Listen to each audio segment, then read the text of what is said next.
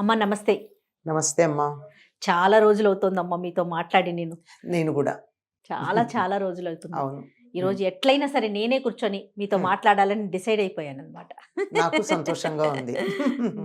అమ్మా తర్వాత ఒక విషయం అమ్మా. హ్మ్. పిల్లల్ని హ్మ్. ఏ వయసు వరకు తల్లిదండ్రుల మధ్యలో పడుకోబెట్టుకోవచ్చమ్మా? వాళ్ళ మధ్యలో ఉంచుకోవచ్చు. అంటే పిల్లలకి ఊహ తెలిసేదాకానమ్మా. ఆహా! ఎందుకంటే మధ్యలో పిల్లల్ని పడుకోబెట్టుకున్నప్పుడు తల్లిదండ్రులు అన్నారు కదా! పిల్లలకైతే తల్లిదండ్రులు. హ్మ్. కానీ వాళ్ళకైతే భార్యాభర్తలు కదా! అంతే కదా! అంతే కదమ్మా! మరి భార్యాభర్తలుగా ప్రవర్తించేటటువంటి సందర్భాన్ని పిల్లలు గమనించే వయస్సు వచ్చే వరకు పర్వాలేదమ్మా. అర్థమైంది.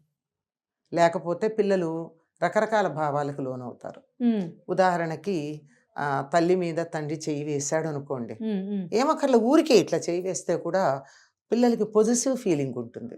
హ్మ్. మనం ఎవరి మీద వేసినా ఊరుకోరు కదా. అంతేగా. మనం వెళ్ళి అమ్మ మీద చెయ్యి వేయంగానే బిడ్డకి వెంటనే మా అమ్మ ఆ! అంటాడు ఆ! అని. అట్లాగే తండ్రి కానీ తల్లి మీద ఊరికే మాట వరుసకి వే ఈ పెద్దవాళ్ళు ఎదురుగా ఉన్నప్పుడు కూడా, అవునవును. అట్లాంటప్పుడు కూడా అలా చెయ్యి వేస్తే వాళ్ళు కొద్దిగా "మ్" అని ఫీల్ అయ్యే భావం ఉంది కదా, అప్పుడు తండ్రి మీద వ్యతిరేక భావన కలుగుతుంది. ఓహ్! లేదంటే తల్లి కొద్దిగా తండ్రిని ఆదరణగా చూసినట్టు కనిపిస్తే అప్పుడు తల్లి మీద కూడా కలుగుతుంది, తండ్రి మీద, ఓకే. ఇద్దరి మీద. ఓకే. అందువల్ల అంటే అందరికీ కలుగుతుంది చెప్పలేం, కొంతమందికి. హ్మ్. హ్మ్. కనుక అటువంటిది కలగకుండా చూసి ఈ భావనలు పొందే వయసు వచ్చే వరకు ఉంచచ్చమ్మా. కొంతమంది పిల్లలు 5-6 నెలలకే ఇలా గమనిస్తూ ఉంటారు. కొంతమంది ఏడాది తాకట్టులో ఉన్న బంగారాన్ని విడిపించి ఆ రోజు ఆన్లైన్ రేటుకే మేము కొంటాం. Sharma gold company. 2.5 ఏళ్ల తర్వాత హ్మ్. నిద్రపోయే వరకు దగ్గర పడుకోబెట్టుకున్నా, వాళ్ళు ఒక్కసారి అంటూ నిద్రపోయిన తర్వాత పక్కనున్న ఇంకొక దగ్గరనే ఇంకొక మంచం వేసి దాని దగ్గర పడుకోబెట్టాలి కానీ ఇద్దరి మధ్య పడుకోబెట్టుకోవడం అన్నది అంత శ్రేయస్కరమైనటువంటి పద్ధతి కాదు. అమ్మ ఫారిన్ కంట్రీస్‌లో మనం చూసుకుంటే వాళ్ళకి సెపరేట్‌గా ఒక రూమే పెట్టేస్తారు. హ్మ్. అది అంటే గబుక్కున నైట్‌లో భయం అనిపించినా, ఏదైనా పీడ కలలొచ్చినా, అమ్మో! అట్లా ఎట్లా పడుకోబెట్టేస్తున్నారా అనిపిస్తది. మనకి అవి పిక్చర్స్ గాని, జనరల్‌గా చూసినప్పుడు గాని. రూమ్ కరెక్ట్ కాదు కదా! ఏమంటారు మీ అసలు ఉద్దేశం? రూమ్ కరెక్టే కాదు కదమ్మా. కొంత వయసు వచ్చేదాకా, అంటే దరిదాపుల్లో ఏడాది వచ్చేదాకా, కనీసం 10 నెలలు వచ్చేదాకా తల్లి పక్కన పడుకోబెట్టుకోవాల్సిందే ఆ! బిడ్డని. చిన్న పిల్లలు ఓకే అమ్మ. నేను ఒక 10 సంవత్సరాల లోపైతే ఏంటి 10 పరిస్థితి? సంవత్సరాల లోపైతే మీరు ఆ! అనేది. ఆ! ఎందుకంటే తల్లిదండ్రులు మాకు దగ్గర ఉన్నారు అనేటటువంటి ఒక భద్రతా భావం చాలమ్మా వాళ్ళకి. దగ్గరికి ఏమి చేసినా చేయకపోయినా. కానీ అలాగని చెప్పి వీళ్ళు పిల్లలు దగ్గర ఉండగా తల్లిదండ్రులు కొంచెం దగ్గరగా ఉన్నట్టయితే వీళ్ళు భరించలేరు. వేరే రూమ్‌లో పడుకోబెట్టడం కన్నా, మనకి పూర్వకాలం ఎలా ఉండేది? పెద్దవాళ్ళకో మంచం ఉండేది. దాని కింద ఇంకో చిన్న మంచం ఉండేది. అవునవును. ఆ మంచం లాగి పిల్లల్ని పడుకోబెడుతూ ఉండేవారు. ఆ! అంచేత కావాలంటే దాన్ని కొంచెం పక్కకు పెట్టుకున్నా వాళ్ళకి అమ్మా, నాన్న ఉన్నారని తెలుస్తుంది గానీ, ఆ! కనపడదు గదా! ఓకే. ఆ విధంగా చేయవచ్చు. అనేక రకాలైన మార్గాలున్నాయి గానీ, పిల్లలకి తల్లిదండ్రుల యొక్క చేష్టలు రాత్రిపూట కంటపడడం మంచిది కాదమ్మా. హ్మ్. ఓపెన్‌గా చెప్పాలంటే. అంతే. హ్మ్. అస్సలు. అది వాళ్ళల్లో రకరకాల భావాలు కలిగిస్తుంది. ముందర తల్లి మీద గానీ, తండ్రి మీద గానీ వ్యతిరేక భావన కలిగించడంతో పాటు, అటువంటి చేష్ట వాళ్ళు కూడా చేసే ప్రయత్నం చేస్తే ఆ! ఆ! అదే ప్రమాదం కదా. అవును. అవును. అంచేత వాళ్ళ కళ్ళెదురుగా ఉండకూడదు. కానీ అమ్మ. నిద్రపోయే వరకు పిల్లల్ని దగ్గర పడుకోబెట్టుకోవడం అన్నది మంచిది. ప్రధానమైనటువంటి అంశం. ఎందుకంటే భద్రతా భావంతో పడుకుంటారు. ఆ తర్వాత వాళ్ళని పక్కకి జరపొచ్చు నిద్రపోయిన తర్వాత. ఓకే. ఎత్తుకుని పడుకోబెట్టొచ్చు. లేదంటే వాళ్ళని నిద్ర బాగా వచ్చిన తర్వాత లేచి పక్క పడుకోనన్నా అంటే పక్కకు వెళ్తారు. అదేం పర్వాలేదు గానీ, హ్మ్. అప్పటి వరకు మాత్రం అది శ్రేయస్కరమైనటువంటి పద్ధతి కాదు విడిగా పడుకోబెట్టడం. ఇప్పుడు ఆ దేశాల్లో కూడా అంగీకరిస్తున్నారు గదా! కొంతవరకు తల్లి దగ్గరే ఉండాలి అని. అవునవును. ఆ తర్వాత వేరే గదుల్లో పడుకోబెట్టడం కూడా సరైన పద్ధతి కాదని. ఆ తర్వాత ఏమవుతోంది వాళ్ళకి, ఒంటరిగా ఉండడం అలవాటైపోయి అసలు ఇంకొకళ్ళ గురించిన ఆలోచన గానీ, పట్టించుకునేటటువంటి లక్షణం గానీ లేకుండా తయారవుతున్నారు. యెస్. నేనిప్పుడు అదే పాయింట్ అడగాలనుకుంటున్నాను. ఇప్పుడు నైట్ హ్మ్. అంతా ఒక్కళ్ళే ఉండటం వలన, హ్మ్. ఇంకా మిగతా వాళ్ళతో కలవలేకపోవటం, ఎక్కడికెళ్ళినా అడ్జస్ట్‌మెంట్ అనేది లేకపోవటం, హ్మ్. ఇలాంటి ఇష్యూస్ ఉంటాయి కదమ్మా! చాలా ఉంటాయి. ఆ! అసలు పక్కన ఇంకోళ్ళు తగిలితే ఉండలేకపోవడం. ఇరిటేషన్ వచ్చేస్తుంది అది. వాళ్ళకి. దాంతో కొంత వయసొచ్చేటప్పటికి 11, 12 టీన్స్‌లోకొస్తారు కదా! ఆ! టీన్స్‌లోకొచ్చేటప్పటికి ఎవరైనా ఇలా ముట్టుకోంగానే వాళ్ళకి వెంటనే ఆ స్పర్శ తాలూకు అనుభూతి కలిగి, ఆ స్పర్శ కోసం వెంటపడడం. ఇట్లా కూడా అవటానికి అవకాశం ఉంది కదా. ఇట్లా ఉంది, ఆ, అట్లా ఉంది. అందువల్ల ఏది కూడా ఎక్స్ట్రీమిటీ అన్నది పనికిరాదమ్మా. yes. మధ్యలో సమన్వయంగా ఉండాలి ఆ, అంతే. పిల్లల్ని దగ్గర పడుకోబెట్టుకోవాలి, అట్లా అని మరీ దూరము పెట్టాలి. మరీ దగ్గరగా పట్టుకుని కావలించుకొని పడుకోకూడదు. ఆ, yes. దూరంగాను ఉండాలి, చెయ్యేస్తే అందుబాటులో ఉండాలి, పిలిస్తే పలికెట్టు ఉండాలి. ఆ. అంతేగాని వాళ్ళ కళ్ళపడని దృశ్యాలు కళ్ళపడకుండా ఉండాలి. Yes. ఇది ఒక వయసు వచ్చిన పిల్లలు ఉన్నారనుకుందాం. Hmm. సాధారణంగా ఆడపిల్లల పక్కనైతే తల్లి పడుకుంటుంది అనుకుందాం కొన్ని సందర్భాలు. మరి మగపిల్లల పరిస్థితి ఏంటి? ఒక వయసు వచ్చిన పిల్లల దగ్గర తల్లి కూడా కొంచెం దూరంగా ఉండటమే అవసరం, అవసరమమ్మా. తప్పనిసరిగా. అమ్మాయి ఇప్పుడు తల్లి తండ్రికి ఇప్పుడు పడుకునే విషయం మామూలుగా దగ్గర కూర్చోవడం, మామూలు విషయాలు తల కాదు. దువ్వడం, తలంటి పోయడం, అవసరమైతే ఆ. అవన్నీ చేయడం, ఏదో కాళ్ళు పట్టడం ఉంటాయి కదా, అవునవును. ఇవన్నీ చేయొచ్చు. కానీ పడుకునే విషయానికి వచ్చేటప్పటికి మాత్రం తల్లి అయినా తండ్రి అయినా ఒక వయసు వచ్చిన తర్వాత పక్కన పడుకోవడం అన్నది అంత శ్రేయస్కరమైనటువంటి విషయం కాదు. విడిగా పడుకోవడమే మామూలుగా పద్ధతి. ఏదో నలుగురు వచ్చినప్పుడు ఎక్కడికన్నా వెళ్తే అడ్జస్ట్ అదే. అయినప్పుడు 10 మంది మధ్యలో పడుకోవడంలో వేరు. ఆ, 10 మంది ఉంటారు, ఏ పెళ్లికో పెడతారు, సరిపోదు చోటు, అందరూ ఒకళ్ళ పక్కన ఒకళ్ళు పడుకుంటారు, ఆ. అక్కడ సమస్య కాదు. ఓకే. మరి వయసుకు వచ్చిన పిల్లల్ని ఒంటరిగా వదిలేయొచ్చు అంటారా? పడుకోబెట్టొచ్చా సపరేట్ గా? ఈ సమస్యలన్నీ ఇప్పుడే వస్తున్నాయి, పూర్వకాలం ఉండేది కాదు, నలుగురు ఉండేవారు గనక. ఇప్పుడు సంతానం ఎక్కువ ఇప్పుడు కదా. భార్య భర్త ఒక కొడుకో ఒక కూతురో ఉండేటప్పటికీ ఈ సమస్యలన్నీ వస్తున్నాయి. అందువల్ల ఆమ్, శ్రేయస్కరమైన పద్ధతి అందరికీ అవకాశం ఉంటుందో లేదో నాకు అయితే తెలియదు. కానీ తల్లి తండ్రి పడుకునే పడగ్గది ఉంటుంది కదా, పిల్లలు పడుకునే పడగ్గది ఉంటుంది కదా, రెండింటి మధ్య తలుపు కనుక ఉన్నట్టయితే ఆ తలుపు దగ్గరికి వేసి గడియలు వేసుకోకుండా ఆ. వాళ్ళు ఎప్పుడు పిలిచినా తలుపు తీసుకుని వచ్చేటట్టు, లేకపోతే తలుపు దగ్గరికి వేసి ఉండేట్టు ఏర్పాటు చేసుకోవడం అన్నది చాలా శ్రేయస్కరమైన పద్ధతిగా నేను చాలా మందికి సలహా ఇచ్చానమ్మా. పిల్లలకి అందుబాటులో ఉండేలా, అందుబాటులో ఇబ్బంది ఉంటాం. లేకుండా. అమ్మా నాన్న పక్కన ఉన్నారు, ఉమ్. మనం ఈ గదిలో ఉన్నాం, మంచం సరిపోదు కనుక ఇక్కడ పడుకున్నాం, కావాలంటే తలుపు తోసుకుని పెడతాం, Yes. లేనప్పుడు ఎందుకు? ఆ, నా ప్రైవసీ నాది, వాళ్ళ ప్రైవసీ వాళ్ళది. yes, yes.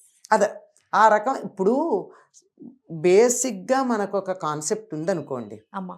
దాన్ని బట్టి మనం చేసుకునే వెసులుబాట్లు రకరకాలుగా ఉంటాయి. ఉమ్, ఉమ్. అసలు అక్కడే మనం ఫెయిల్ అవ్వడం వల్ల సమస్యలు వస్తున్నాయి. Yes. అమ్మా, అక్కడ- ఇదివరకు ఏం చేసేవారు? పూర్వకాలంలో చాలా మంది ఉండేవాళ్ళు కదమ్మా, ఉమ్మడి కుటుంబాలు ఉండేవి. ఉమ్మడి కుటుంబాలు ఉండేవి, అందరికీ తలొక గది ఉండేది కాదు. ఆ, సాయంకాలం అయ్యేటప్పటికి పక్కలు పరిచేవాళ్ళు, పగలు పక్కలు ఎత్తేసేవాళ్ళు. ఆ, పర్మనెంట్ మంచాలు కాదు కదా. కదా, మడత మంచాలు లేదా మామూలు మంచాలు ఎత్తో పక్కన పెట్టేవారు, చక్కగా పక్కలు వేసేవారు. ఎవరి మంచం మీద వాళ్ళు ఒకే హాల్లో పడుకునేవాళ్ళు. హాలో, వరండానో, గదులు ఎన్ని ఉంటే అన్ని. ఇప్పుడు 10 మంది పిల్లలు అంటే 10 మంది పిల్లలు అంటే ఒకళ్ళకే కాదనుకోండి, అన్నదమ్ములు 3 4 ఉన్నారు. Yes, yes. ఈ అన్నదమ్ముల పిల్లలు వాళ్ళ పిల్లలు కలిపి 10 మంది ఉన్నారు. ఈ 10 మందికి 10 గదులు ఇచ్చుకుంటే ప్యాలెస్ కావాలి. అంతేగా. అయితే ఈ ప్రైవసీ గోల లేదేమోనమ్మా లేదమ్మా, కదా. లేదు. ఇటు తల్లిదండ్రులకి లేదు, అటు ఆ. పిల్లలకి లేదేమో అని ఇంత అనిపిస్తా ఉంది. ప్రైవసీ అనేటటువంటిది లేదు కనుకే ఆప్యాయతలు ఉన్నాయి. ఎప్పుడైతే ఈ ప్రైవసీ అని వచ్చిందో ఎవరికి వాళ్ళైపోయి ఇంకోళ్ళ గురించి పట్టించుకోకపోవడం, ఇష్టం లేకపోవడం, ఒకళ్ళకొకళ్ళు వాసన పడకపోవడం వచ్చిందమ్మా. టచ్ మీ నాట్ లాగా అయిపోయింది అయిపోయారు. కదమ్మా. అందుకే వ్యక్తులుగా ఉంటున్నాం తప్ప కుటుంబంగా ఉండట్లా మనం. బా, సూపర్ అమ్మా, నిజం చెప్పారు. Hmm. వండర్ఫుల్. Hmm. వ్యక్తులుగానే వ్యక్తులుగా మిగిలిపోతున్నాం. మిగిలిపోతున్నాం. కుటుంబం లేదు, ఒక ఆప్యాయత లేదు, ఒక యూనిటీ లేదు. దేశ సమైక్యత గురించి మాట్లాడతాం, ముందు మన ఇంట్లో గ్లోబల్ విలేజ్ అని మాట్లాడతాం, ప్రపంచంలో ఉన్న మానవులందరూ ఏకమని మాట్లాడతాం. కుటుంబంలో ఉన్న 3 4 ఏకంగా ఉండలేకపోతున్నారు కదా, ఇది ఎందుకు ఆలోచించట్లా? సరే 10 మందిని కనలేకపోతే వదిలేద్దాం, కనీసం ఇళ్లలో అమ్మనో నానమ్మనో ఉంచుకుంటే పిల్లలు వాళ్ళతో ఉంటారు కదా. మనకేమో వాళ్ళు నచ్చట్లేదు, ఇద్దరం ఉద్యోగాలు చేయాలి, ఇంట్లో పెద్దోళ్ళు ఉండొద్దు. అందుకని కుటుంబ వ్యవస్థను ప్రోత్సహించండి, ఎంకరేజ్ చేయండి అన్నట్టుగా ఒక లైన్. అదే చెప్పండి. ఇప్పుడు ఒకప్పుడు మా చిన్నతనంలో 5 6 పిల్లల దాకా అందరు ఉండేవాళ్ళు. వాళ్ళే పెరిగి వాళ్ళు పెరిగేవాళ్ళు. కలిసి ఉమ్మడి పడుకోవడం. కుటుంబాల్లో ఉంటే 10 మంది ఉండేవాళ్ళు, అమ్మ. లేకపోతే కూడా విడిగా ఉంటే కనీసం 3 పిల్లలు.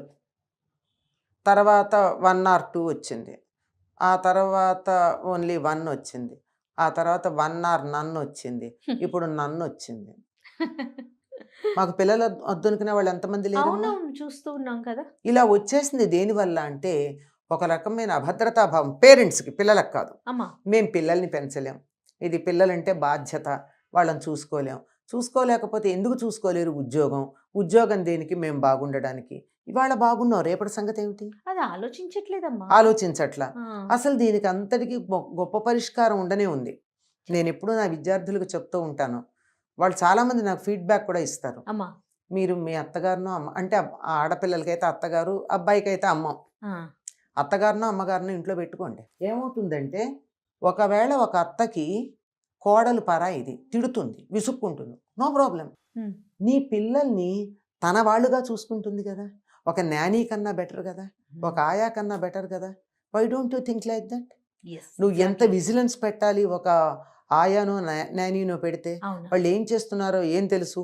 వచ్చేప్పటికి నీట్గా ఉంటారు పిల్లలు, అంతే ఆలోచిస్తున్నారు. కానీ ముందు మరగట్లేదు. జాగ్రత్త కదమ్మా. ముందు ఇప్పుడు ఈ జాగ్రత్త. రోజుకి ఇంటికి సంబంధించి వచ్చేటప్పటికి కొంచెం ఆలస్యమైంది. ఆలస్యం అయితే అత్తగారు తిడుతుంది, ఏమిటి నీకు ఇంట్లో పిల్లలు లెక్కలేదా, ఇంత ఆలస్యంగా వచ్చావని. ఒక నిమిషం ఊరుకో, అయిపోతుంది.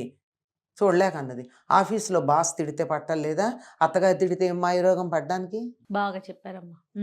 నీకు వాళ్ళు, నీకు నీ అత్తగారికి పడకపోవచ్చు, there is no doubt about it. అంటే ఎందుకంటే చాలామంది విషయంలో. అవునవును. కానీ నీ పిల్లలు ఆవిడ మనవాళ్ళు మనవరాళ్ళు కదా, ఉమ్. వాళ్ళని చూసుకుంటుందిగా. వాళ్ళ కోసమైనా కాంప్రమైజ్ కావాలి కదా. అది చెప్పింది. నీ పిల్లలకి ఎంత భద్రతాభావం ఉంటుంది నానీ కన్నా. ఏమవుతున్నది, వాళ్ళు ఏమంత తెలివిగల వాళ్ళు ఉంటున్నారమ్మా. ఉమ్, ఉమ్. ఈ మన పిల్లల తెలివి తక్కువతనానికి నానీల పెంపకమే కారణం. వాళ్ళ స్థాయిలోనే ఎదుగుతున్నారు పిల్లలు. అవును, మెంటల్ స్టాండర్డ్ అంతకన్నా ఎదగట్ల. అవును, అవును. మరి అందువల్ల దీనికన్నా ఎక్స్పీరియన్స్డ్ మన కుటుంబాల్లో ఉన్నవాళ్ళు, ఎంత లేదన్నా ఇంతో అంతో చదువుకున్న వాళ్ళు, వాళ్ళు అవును. అనుభవం కలిగిన వాళ్ళు, వీళ్ళు ఏదో ఒకటి మన పిల్లలు అనే ఉద్దేశంతో ఉంటారు. వాళ్ళ దగ్గరికి వదిలేసినట్టయితే చాలా విషయాలు నేర్చుకుంటారు. మనం నేర్చుకొని ఎన్నో విషయాలు నేర్చుకుంటారు. ఉమ్. కనుక కొద్దిగా ఆలోచించండి. ఎంతసేపు వాళ్ళు మనకి బరువు అని అనుకోకుండా, ఉమ్. ఇటు అమ్మనైనా అత్తగారినైనా ఎవరైనా ఎవరో అనుకోండి, ఒకరిని ఇంట్లో పెద్దవాళ్ళు. ఎవరో ఒకళ్ళు పెద్దవాళ్ళని, వాళ్ళని మూటలు బరువులు బస్తాలు అనుకోవద్దు. ఇదే కదా టెర్మినాలజీ వాడుతున్నారు చాలా అవునమ్మా, భయంకరంగా. అవునమ్మా. వాళ్ళ వల్ల మనకి మేలు జరుగుతుందన్న ఒక్క దృష్టితో